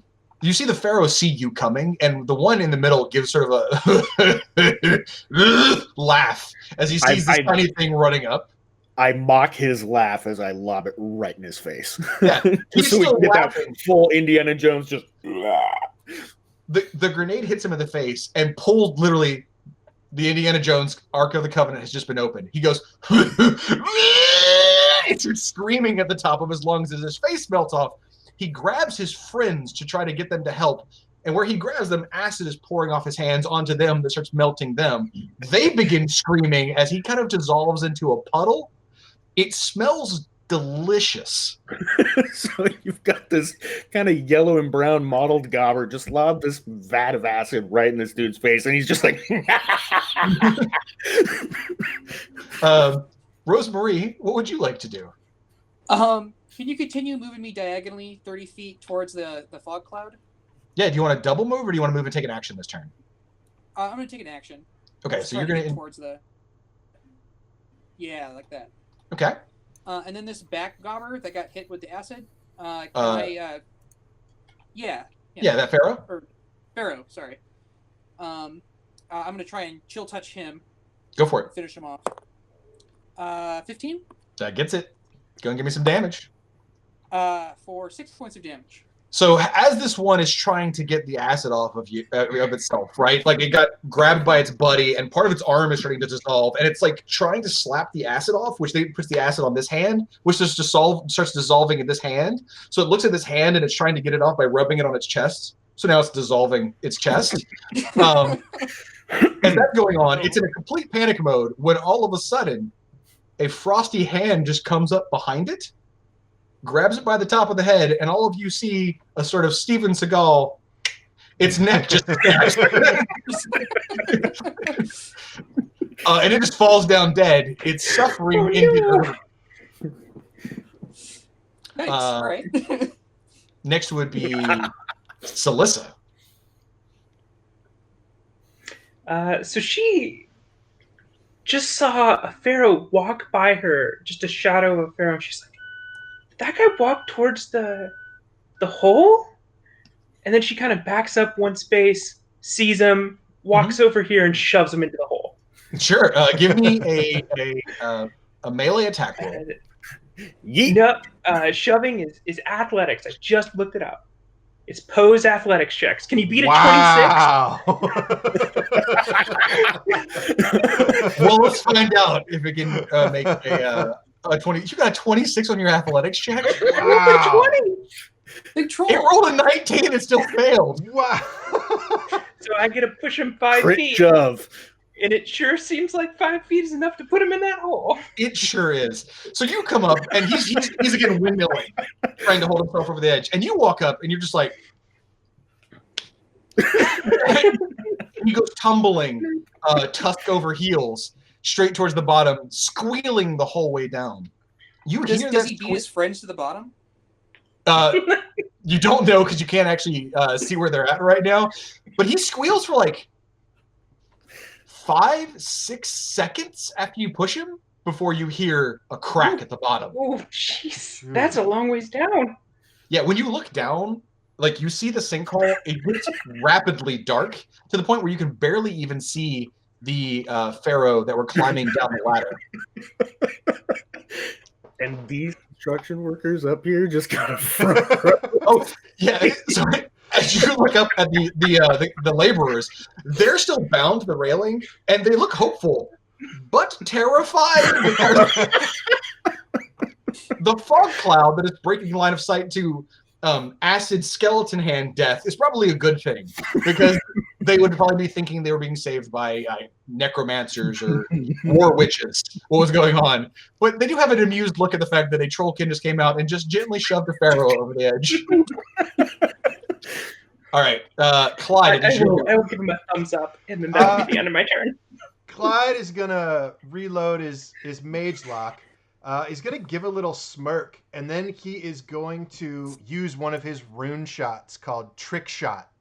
And he is he's just gonna fire a little burst of arcane energy through his gun into the rune bullet, and that is going to hit that first pharaoh. And I'm just like, I don't know if he's got padding or anything like that, but I'm just gonna wing that bullet off of him to gain some extra distance and actually hit that pharaoh behind him. So the actual rule is when I use the rune shot to make an attack, after the attack, I can choose a creature within 30 feet of the target and make an attack roll to hit the chosen creature. baller. So you end up hitting both. Yes. After you make the attack, yeah. So go ahead and make the attack roll, and you're asking what they're wearing. I'm going to blow this one up a little bit so you can see it. They've just got hide armor. Okay. Don't worry, Pharaoh didn't get huge all of a sudden. They've just got regular hide armor, and they've got, as you see, it's holding its pig iron, and they've got little clubs and basic melee weapons in their other hands. Crude fighting utensils. Yeah. Thought you were spoiling a Pharaoh Gargantuan there for a second. I was not. Don't say it. We'll never hear the end of it. And here we go. Clyde. Reset the clock. Bang. You hit. Go ahead and give me the damage on the first one. Okay. D10, and we are still not 12 D10, 1 D10 plus, and we are 3, and it's still only a single pistol, so 8. there we go. 8. Excellent. 1 D10 plus Oh, not so good on the second one. Well, did you roll to hit the second one? Oh, I have to roll a hit. Okay, that's my damage. Yes. Roll.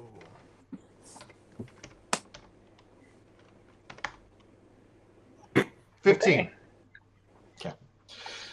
So I can take your damage into consideration here and put this down. There we go.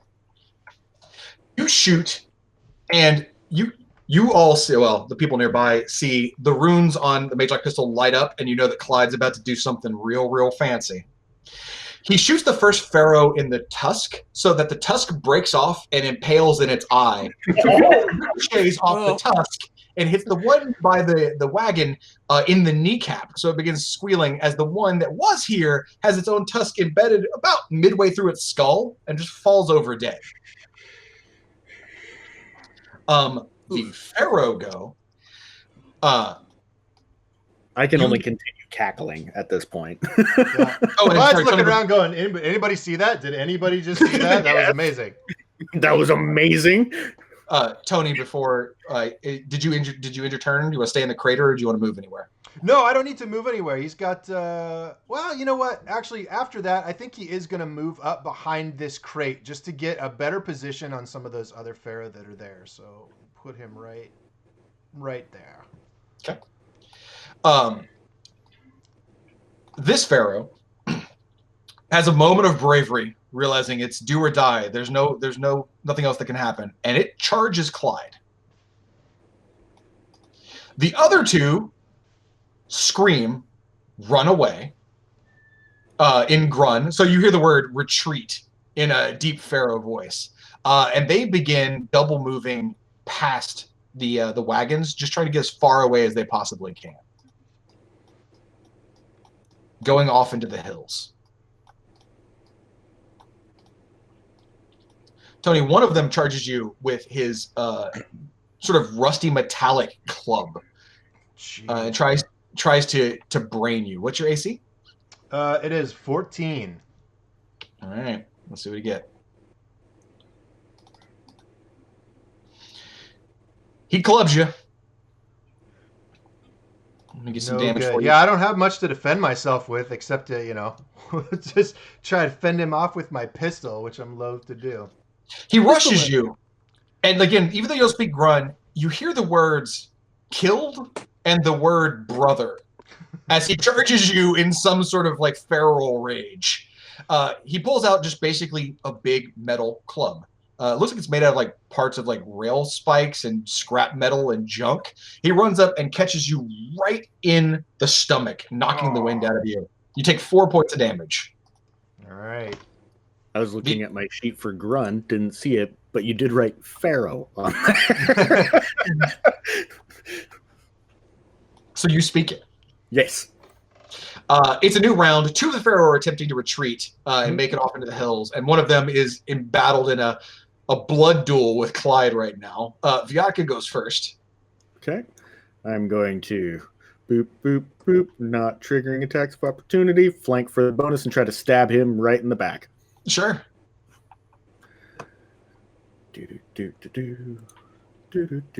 So should have advantage, yes, for the flanking. Yeah. So +5 to hit.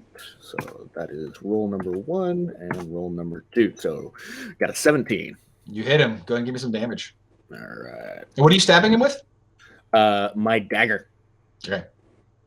Just a little stiletto. Mm-hmm. I'm out of acid. Take 5 points of damage. You come up behind him. He's focused on Clyde. Clyde obviously did some kind of terrible thing that he didn't, probably killing the Pharaoh, that he knocked the tusk into his eye. So he has no idea that you're there. So Vyatka comes up behind the Pharaoh, and if this is the Pharaoh's leg, does this with a knife. All the way down to the heel.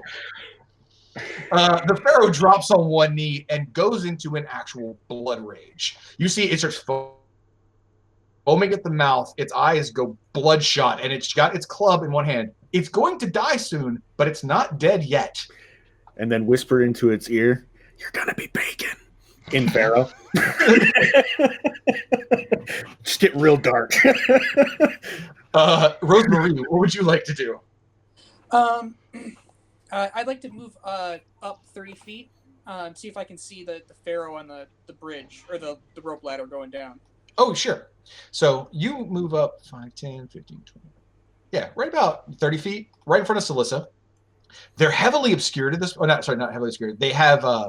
They're fairly obscured. They've got a decent amount of cover because of the darkness. You can barely make out their silhouettes. There's one walking, climbing above the other. They're making their way down this makeshift ladder. Like I said, there's 2 rail spikes embedded in the sinkhole. There's rail spikes in the sinkhole? Yeah, that's what's holding this. This is a makeshift rope ladder, and they basically took 2 rail spikes, embedded it in the sinkhole, and then took rope and built a way down. Do I think it's possible to just pull those out with Mage Hand? Yes. Then I will cast Mage Hand and pull those gently out of the wall. So you reach over. Hand out. Wiggling. Icy wiggles. Yeah. Icy wiggles. I imagine I'm just freezing the water in the ground to push them out, really, Mm-hmm. but So yeah, the little ice spikes begin to start like icicles going sideways out of the crater. Start pushing the spikes. You see when the pharaoh looks up as they start to feel the rope wiggling back, and you hear one of them just go, "It's not fair," and then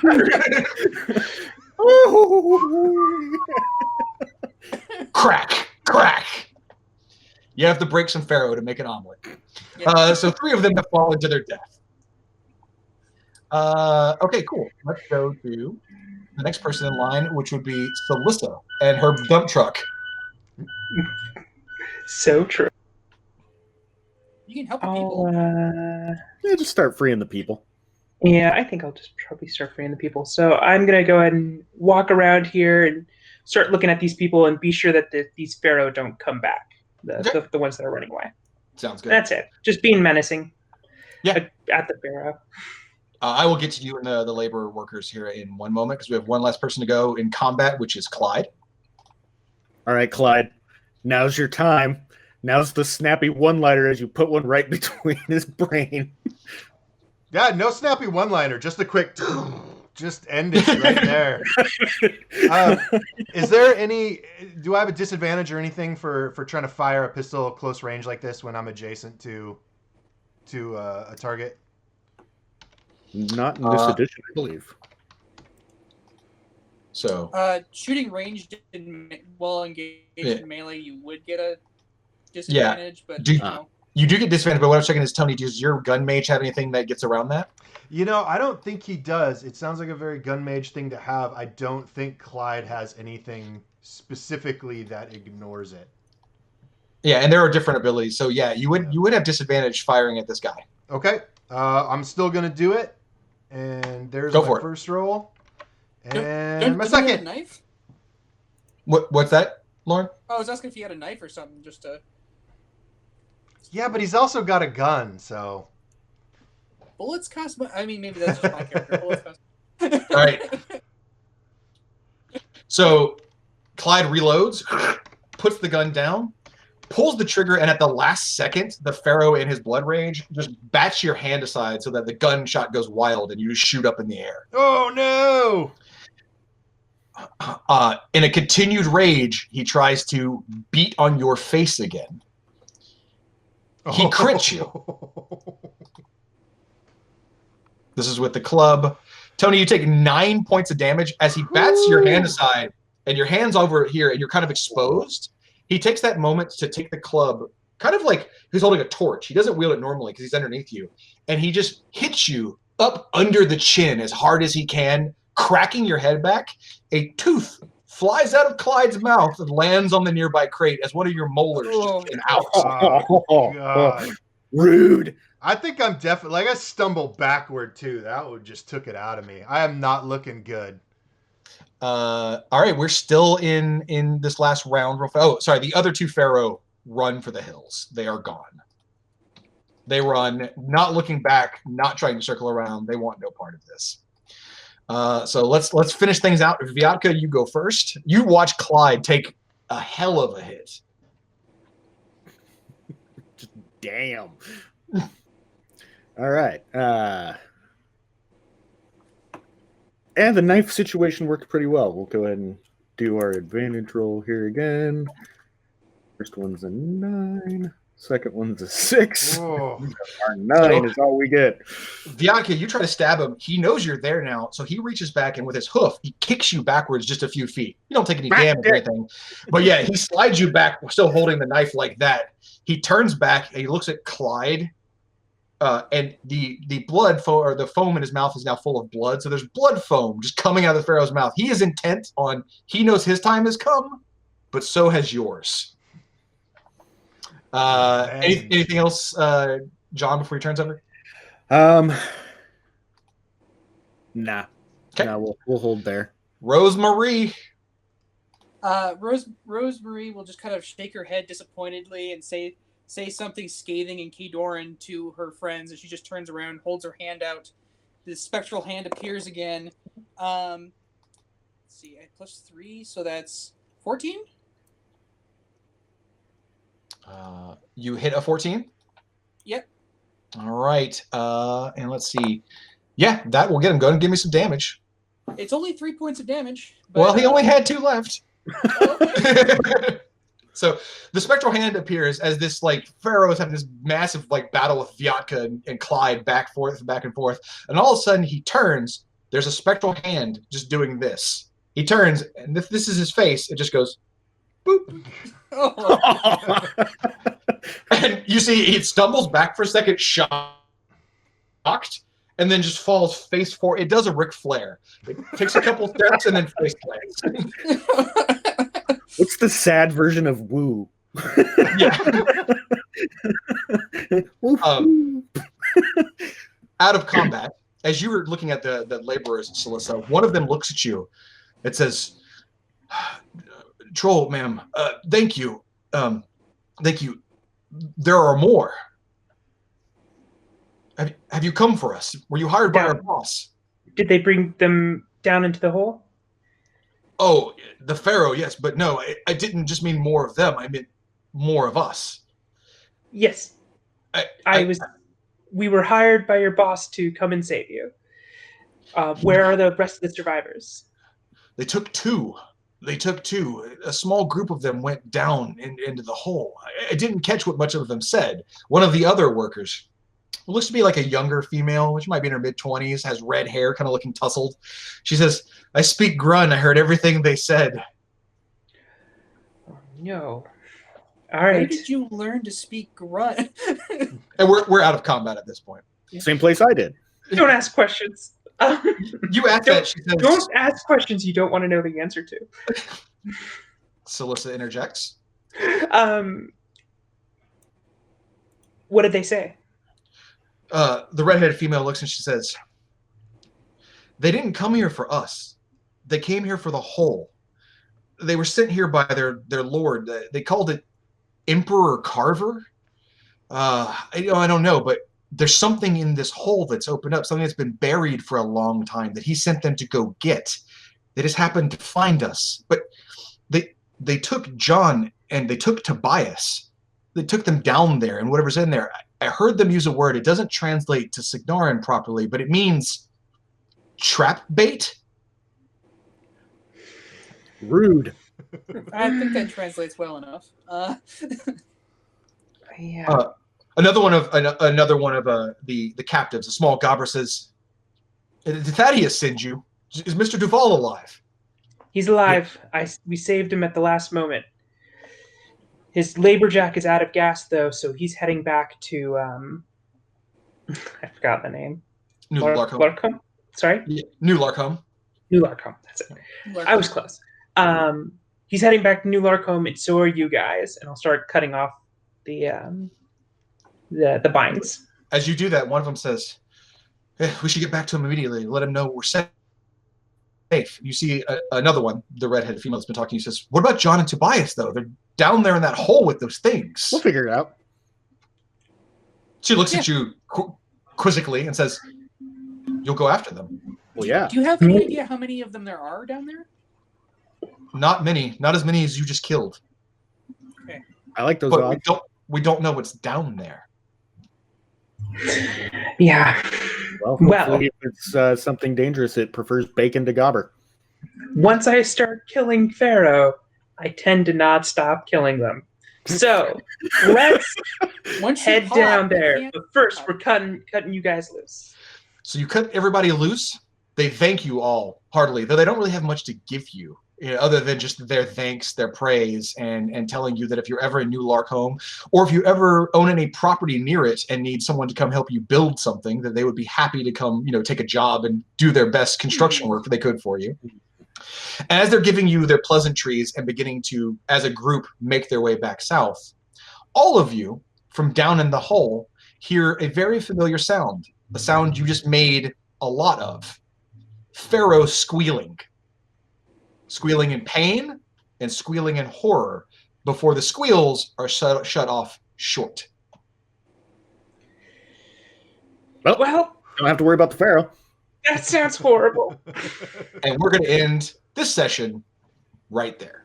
So we will catch up with everybody on the second episode of this adventure to see if the party just abandons the hole and says Tobias and John can just, die in the dark, or they decide to be heroes, go down and see what's going on.